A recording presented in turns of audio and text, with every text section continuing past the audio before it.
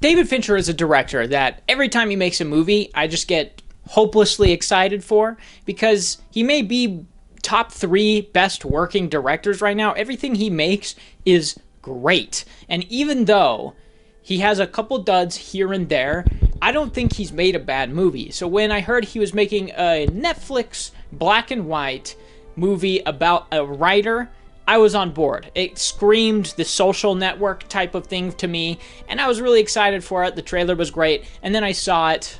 I wish I saw it in theaters, but I saw it at home on Netflix, and it was pretty good. I ain't never had a mic like this. This is a movie that I really, really enjoyed. I think this is a movie that I admire more than I like, though. And that's one of the issues for me, is that it is probably the most well-made movie I've seen this year, and yet I did have points where I struggled to connect with it. And that's the biggest issue with it for me.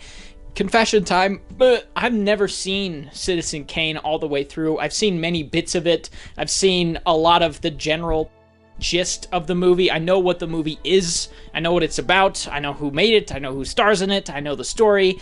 And I know how well made it is, and for the time, how revolutionary it was. But I've never finished it.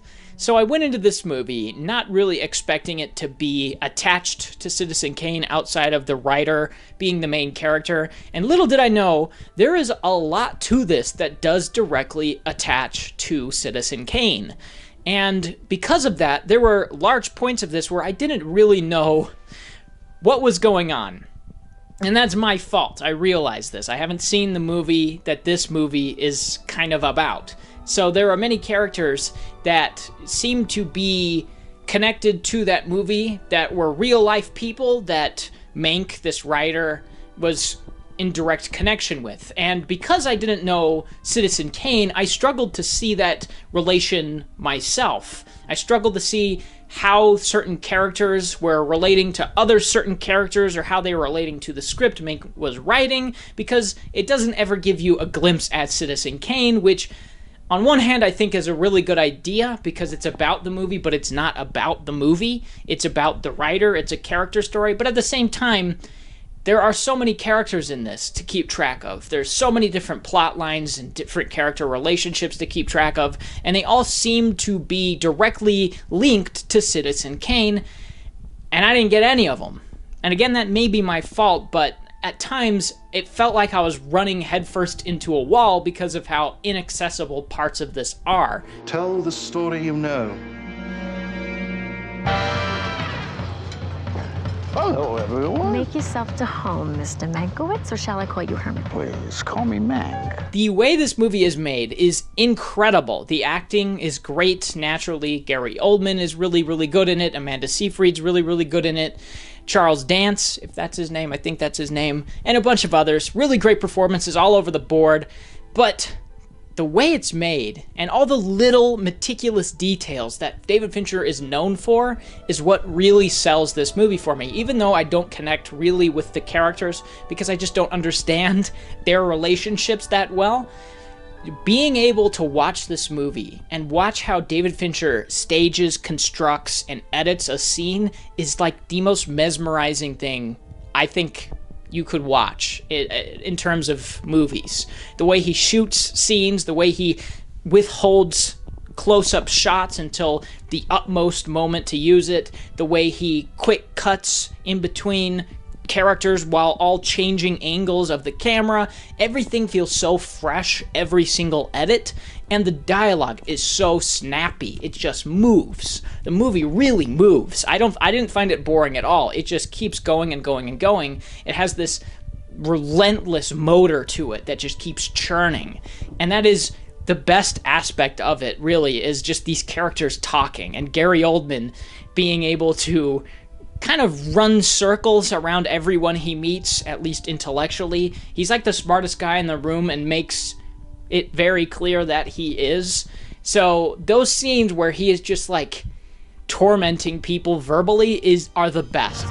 Herman Mankiewicz, New York playwright and drama critic. Turned humble screenwriter, Mr. Hurst. This is a business where the buyer gets nothing for his money but a memory. And I really loved the black and white look of it. I think this movie is gorgeous. It's shot on 8K red cameras, monochrome cameras. It's absolutely jaw-dropping at times. Even in just scenes where characters are sitting like at a table are just beautifully shot.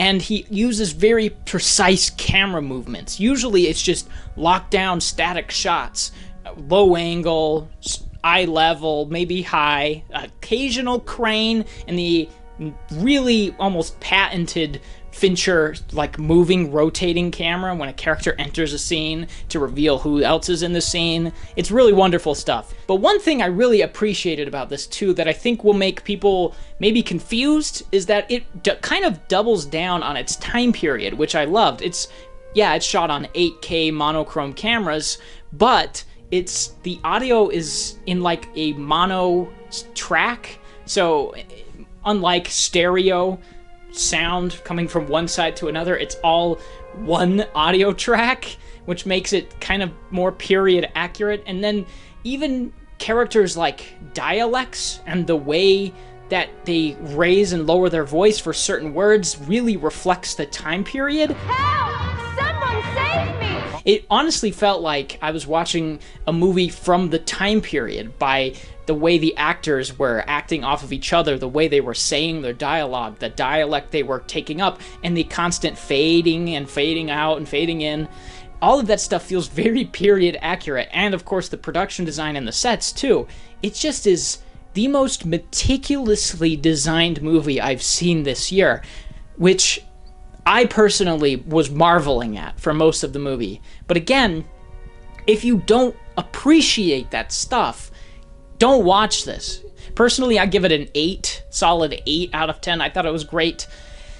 I don't know how often I'll go back to it. It's not my favorite Fincher movie. Gone Girl, I think is still my favorite. Maybe The Social Network, that one's great. I don't know. But this is very good to great. There's a lot to appreciate. Again, I think I appreciate it more than I like it. So, yeah, that's it. Bye-bye.